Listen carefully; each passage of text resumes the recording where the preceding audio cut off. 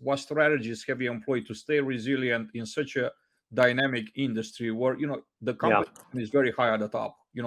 To be a top 50 company, like, you have to really be on top of your game. Well, recently had told someone I think that there's everyone has resources, right? And I equated this to wood, and I said, you can either use that wood to build a boat or you can build a dam. And we've always believed in build a big boat and go with the current and be progressive, ride that kind of wave of change. And so, we continue to focus on innovation, whether that's in the employer relationship, whether that's in how we operate, whether that's in how we develop, investment strategies. And so we're constantly changing. In fact, I think that's the only thing we know how to do is just keep changing. And to some extent, it's a really interesting advantage that a big part of our portfolio houses 19 and 20-year-olds, and so we're constantly learning about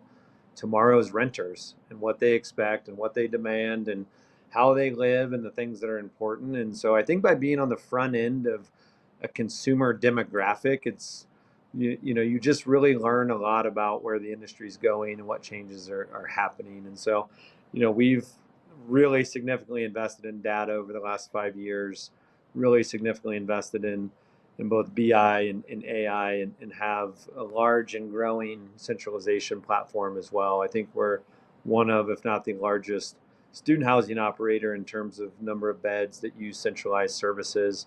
And we've employed that same strategy in multifamily and build to rent and other verticals as well, including affordable housing, which I always think is kind of this forgotten big sector, big and growing sector within housing that could really use some innovation to improve the quality of experience for those residents too. And so, yeah, one of our core values is to embrace change. And I always tell our team, like, we're really putting that core value to the test with our team, because we're constantly looking at ways we can evolve and change and keep hiking that next peak. So